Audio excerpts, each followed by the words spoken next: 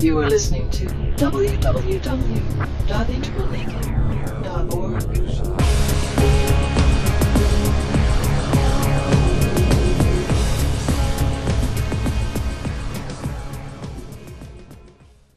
First, I want to personally express my gratitude to you for all the hard work that you've done to put these many teachers in the room.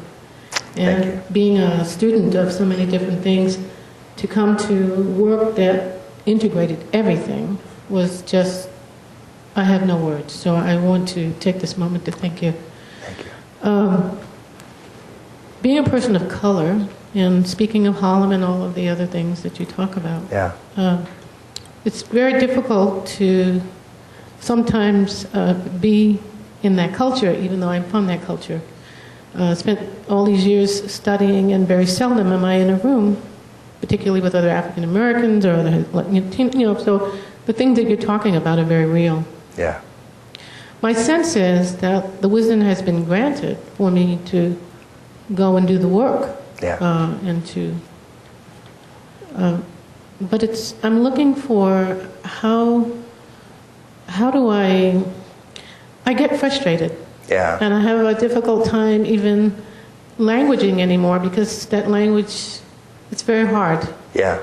I'm particularly interested with the dilemma of black men, young black men in America. There's no black men in this room today. I was awestruck by the people who walked out and said they were in their 20s or 30s. They're not here, Ken. And I really want to do this work there. Yeah. Help me. Okay. And now the 20s and 30s that walked out... No, I was talking when we started Monday morning and we did the circle. And he said, people in their 20s, come to the center of the room. People in their 30s, come. So in this room, because in the work that I do, it's very seldom that you go in a room and you see people in those age brackets. Yes. Yeah. But I'm speaking specifically that even if I'm in conversation with, they can't hear me. Yes, I understand. Yeah. And the people of color in particular you're talking about. And one question I did want to ask before I give you the center of gravity that you talked about, and you said something about collective consciousness, that center of gravity is always holding the collective consciousness of that mindset. So it's very difficult to get away. So that's what I'm looking for, is that what are the keys to... Yes. Again, that's one of the two or three. I think the first three questions here are probably the top three issues in one way or another: personal, cultural, and social. And they're very, very difficult, and they're very pressing. They concern all of us, and they're heartbreaking. Simple answer: they're all three of them are heartbreaking. In terms of, if I can just use the term minority in general. Part of what happens when there's any kind of leading edge,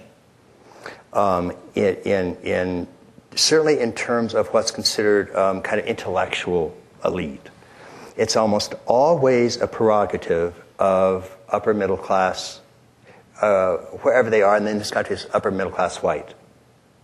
And the only reason, it's not because they get it better, they have an aptitude for it, it's that they have money, they have time, they can do it.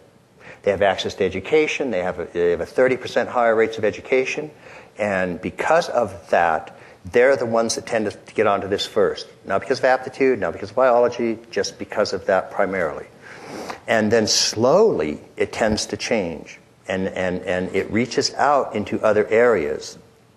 But it does tend to radiate out from what could be called an elitist, or certainly in its own sense, minority. It's cut off from the culture at large. And we're cut off, the integral approach is cut off not just from, at the beginning, from women and from people of color, but from everybody in the square states from America, like our president, who talk about somebody who doesn't, try languaging that to Mr. President. Now, his brother, Jeb, the one who reads, is actually, he knows this stuff really well. They use it in Florida. It's pretty scary. Really scary is Karl Rove has gotten a 2-hour presentation on the Aquil approach. He knows it really well, and was part of his attempt to create a compassionate conservatism. Now, I know that's scary pretty scary. But again, people at whatever stage they're at do the best they can to be integral. And the fact of the matter is, Bush and his people at Blue, if we can talk about that, did a better job of integrating at that level for the people who were that level. They were more integral at Blue, horizontal, than Gore and Kerry and the people at Orange to Green. They were a mess. They couldn't integrate up there and it fell apart. And so that's just sort of one thing to keep in mind. But what we're talking about here in particular is the general integral approach starts as a prerogative of the privileged or the advantaged.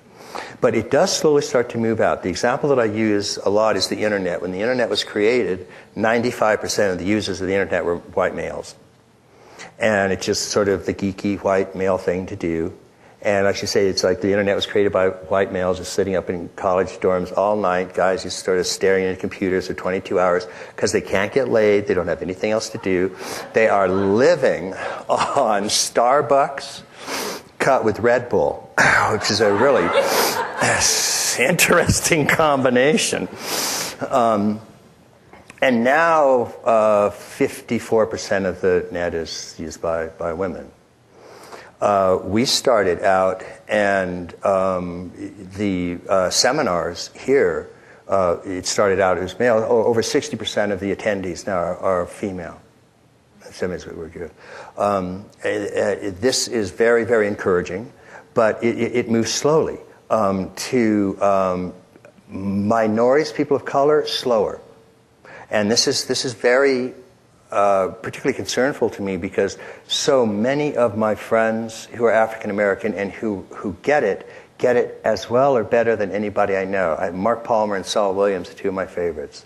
But and people meet them are so impressed because it might be because also the sort of whatever the cultural characteristics they might bring, the stereotypical sense of a groundedness and a soulfulness and a embodiedness and aliveness gets combined with integral, and it is mind-blowing. It just is unbelievable. And it's so, I want these people as teachers, and it's happening. It happens, and it just happens a little bit slower. So how to do that is exactly what we want to try to find out. And when we go online, again, online is still, a lot of the brothers don't get online. And they're, really, so, and again, for various, not because they can't, or but for various cultural reasons and types of pursuits that they're involved in. There's no reason that can't happen. But more than that, we want to find outreach avenues and venues where people are spending their time. Because it's just sort of a blanket rule of thumb that 5% of any population you go into is integral. White, yellow, black, red, purple, green, that are second tier. And they light up with these ideas, and we want them to translate it into the culture, into the low-left culture that they're working at. And so that's one of the primary things that we want to do, and we're really looking for ways to do it. And I know it must be, I can only imagine, I can't know what it's like, but I can only imagine what it would be like to be particularly African-American, certainly Native, and try to have this kinds of conversation with government. It seems so, well, the worst thing it could be is white. And it's like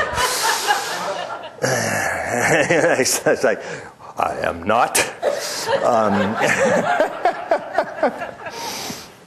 But it's really it's a constant issue that we face, and we don't want that flying apart like that. It's really, really hard. So we're looking for, I think what's going to be great, I mentioned the multiplex and the online, but that's just an avenue to going into the arts and media and entertainment. And that's where we think, we can reach out to a lot of people that we're doing, particularly entertainment. We've got so many rock and rollers and jazz and